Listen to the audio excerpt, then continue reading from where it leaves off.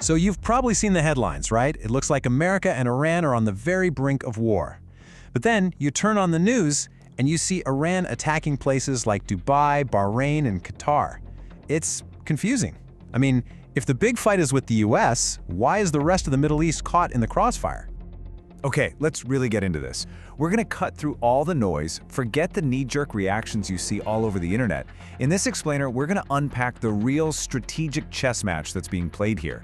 And, more importantly, what all of this means for a country like India.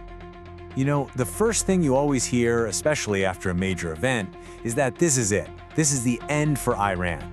The popular idea is that with its supreme leader gone, the whole government is just going to fall like a house of cards. But is it really that simple? And look, it kind of feels logical, doesn't it? The whole cut off the head of the snake and the body will die idea. But honestly, that view completely misses how deeply resilient Iran's power structure really is. It's a fundamental misunderstanding of how that country actually operates.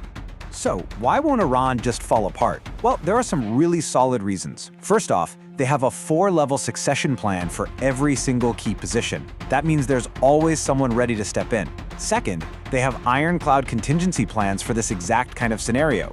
A new leader has probably already been chosen. They're just not going to announce it and paint another target on someone's back.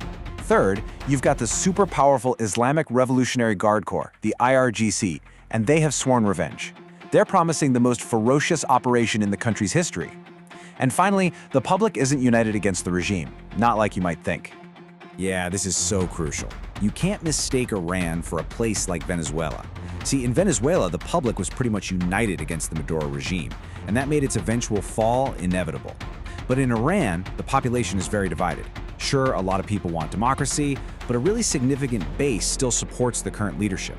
And a divided public just can't overthrow a powerful state that easily.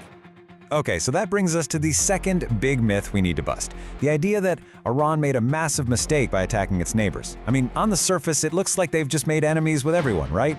But what if it wasn't a blunder at all? What if it was a trap? This is what's really going on. Let's call it the hostage strategy. Just think about it for a second. Dubai's airport is one of the busiest connecting hubs on the entire planet.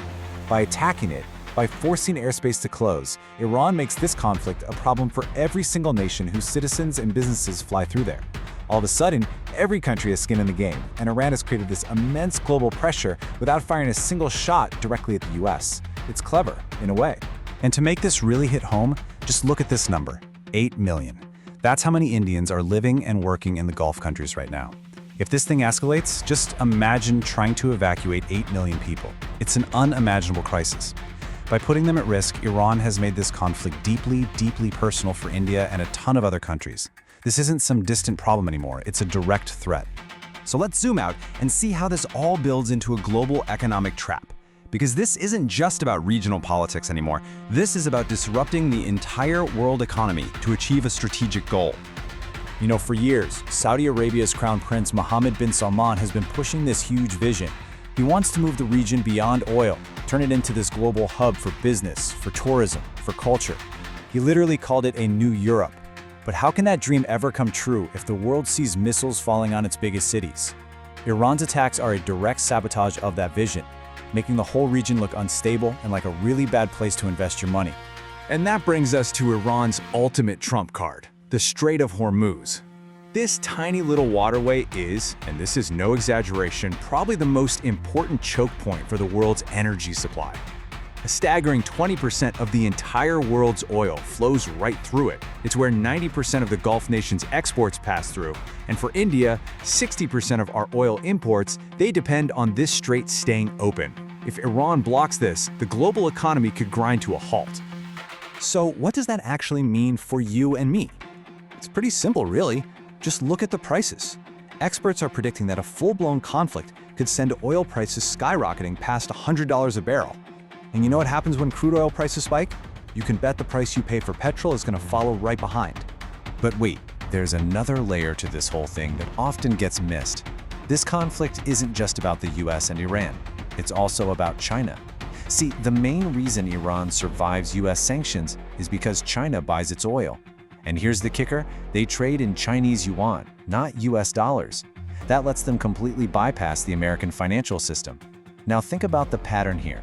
First, Venezuela, another of China's big oil partners, was destabilized. Now it's Iran. The unspoken goal seems pretty clear: cut off China's energy partners, one by one, to isolate it on the world stage. So after laying all of this out, what does it actually mean for India? Well, if you think this is some faraway war that won't affect us, that's a really dangerous illusion. This is a massive, massive wake-up call. The new age of warfare, it's not coming, it's already here. We've seen Pakistan send thousands of drones into India. We are now watching Iran do the exact same thing across the Middle East. This isn't some sci-fi movie, this is the reality of modern war. And the absolutely terrifying thing about drone warfare is that even if your defenses intercept 99% of the attacks, that 1% that gets through can cause catastrophic damage. And this whole situation just exposes a critical vulnerability. India is the world's largest arms importer. And let me tell you, that is not a badge of honor, it's a strategic weakness. We simply cannot afford to wait for a crisis to start, only to then go asking other countries for the systems we need to defend ourselves. It's just like when we secured our sovereignty by developing our own nuclear program decades ago. The only way forward now is to invest in our own homegrown R&D for drone and cyber defense. So the bottom line is this: we live in a world that is more connected than ever, but it's also more uncertain than ever. And if we want to stay secure, we have to start thinking seriously about our future. Because as this conflict proves, in the great game of geopolitics, you ultimately can't rely on anyone else. There are no permanent friends, only our own interests.